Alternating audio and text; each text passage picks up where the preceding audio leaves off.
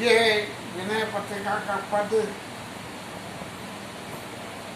बहुत कमबाड़ी बाबूजी ने गाया था, पर एक बार जरूर मुझे याद है जब इसकी व्याख्या बाबूजी ने खुद करी थी।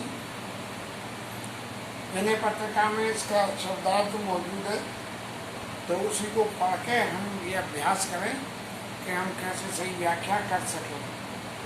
अरे भाई राम राम कहते चलो, नहीं तो संसार की बेगार में पकड़े जाओगे, फिर छूटना अत्यंत कठिन हो जाएगा। राजा की बेगार से 2-4 दिनों में छूटा जा सकता है, पर संसार का जन्म मरण का चक्र तो ज्ञान न होने तक सदा चलता ही रहेगा। यदि राम राम जपता चला जाएगा तो माया जन्य विषय रूपी शत्रु तुझे बेगार में न पकड़ सकेंगे, क्योंकि राम के दास पर राम की माया नहीं चलती। कुटिल करमचंद ने हमारे पूर्व जन्मकृत पाप कर्मों के प्रारब्ध ने बिना ही मोल के संसार चक्र की कर्मानुसार स्वाभाविक गति के अनुसार बिना ही मोल के संसार चक्र की कर्मानुसार स्वाभाविक गति के अनुसार ऐसा बुरा खटोला भजयहीन तामस प्रधान मनुष्य शरीर हमें दिया है।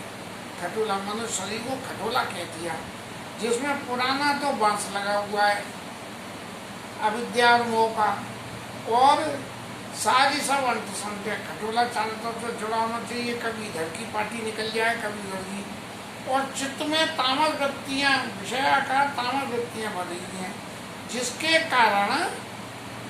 कारण शरीर से बुरे कर्म होते हैं और मनुष्य कुमार में चला जाता है, जो सीधा त्रिकोण है, त्रिकोण ट्रायंगुलर, केवल अर्ध धर्म और सकाम धर्म की प्राप्ति में ही लगा हुआ है। ये त्रिकोण है,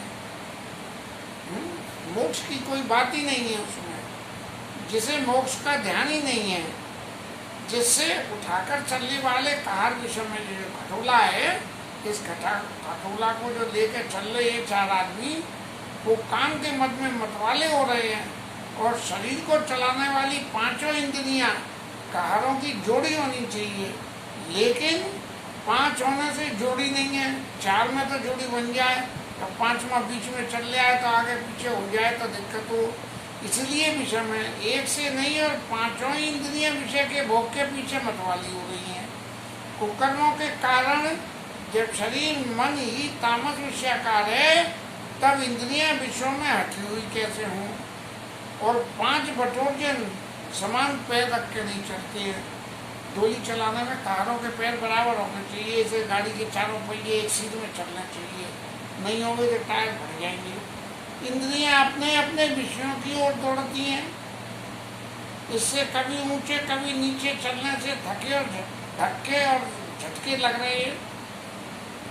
कोई किधर घसीट जाए इंद्री, कोई किधर घसीट जाइए तो यहाँ खींचातान में डोले में बैठने वाले को बड़ा तकलीफ हो रही है। कभी स्वर्ग या कीर्ति आदि की इच्छा से धर्म कार्य में, कभी ये कि स्वर्ग चाहिए कीर्ति चाहिए धर्म कार्य में मन लग जाता है, कभी भोगों के प्राप्ति के लिए संसार के व्यवसाय में, कभी काम बस हो कहीं चीजों के पीछे। सो भी समान भाव से नहीं, एक साथ से लगे तो तीनों की सिद्धि मिल जाए, लेकिन शब्द रूप स्पर्श रूप रस गंध इन 5 अपने विषयों द्वारा कभी ऊंचे और कभी नीचे हो जाती है। गलत स्वरूप जीव महान क्लेश पाता है, रास्ते में कांटे बिछे पड़े हैं, कंकड़ हैं, विषैली बेलों से लपेटती हैं और झाड़ियाँ उलझा देती हैं। इस प्रकार जगह जगह रुकना पड़ता है। परमात्मा को बुलाकर सांसारिक विषयों के घने जंगल में दौड़ने वाली इंद्रियों के विषय नाश रूपी कांटे, प्रतिकूल विषय रूपी कंकड़ और घर परिवार की ममता रूपी लपेटने वाली बेलें और काम रूपी उलझने, जिसे पट पर दो भोगते हुए चलना पड़ता है। फिर जो आगे बढ़ते हैं तो अपना घर दूर होता चला जाता है। संसार के भोगों में जो मन फंसता है तो भगवत प्राप्ति रूप निकेतन दूर होता जाता है और कोई राह बताने वाला भी नहीं है। विषयी पुरुष संतों का संग नहीं करते, फिर उन्हें सीधा परमार्थ का रास्ता कौन बताए। संग वाले तो उल्टा ही मार्ग बतलाते हैं। मार्ग बड़ा कठिन है। विश्व में झाड़ झंकारों पहाड़ जंगलों से भरपूर है, साथ में भजन रूपी खर्च भी नहीं है। यहाँ तक कि अपने गांव का नाम तक भी भूल गए और भूलकर परमात्मा का नाम नहीं लेते और परमात्मा स्वरूप पर विचार नहीं करते। अतः भगवान की कृपा के बिना इस शरीर द्वारा परम पद रूपी घर पहुंचना बहुत ही असंभव है। इसलिए हे श्री राम जी, अब आप कृपा करके इस तुलसीदास के जन्म मरण रूपी संसार के भय को दूर कीजिए। जय जय सीताराम, जय जय सीताराम। आज ऐसा लगा जैसे कुछ थोड़ा सा चेंज जो बना के भी विनय पत्रिका का पढ़ करो, क्योंकि विनय पत्रिका के शब्दार्थों का उतना अभ्यास तो रहा नहीं, तो ऐसा लगता है कि कहीं हम भूल से इधर उधर का फालतू न बोल रहे हैं या गलत बोल रहे हैं, जिससे बोलने से कोई भी समझदार आदमी सुने तो कहे यार क्या अंत संत बातें करता है ये आदमी। इसलिए ये पाठ करते करते ही चित्त में आया कि क्यों न विनय पत्रिका में जो अर्थ शब्दार्थ मौजूद है उसी को पढ़ लें, तो कुछ अपनी बुद्धि में भी धस जाएगा, बाकी तो कल्याण तो उसका होगा ही जो सुनेगा। हरि नाम कीर्तन।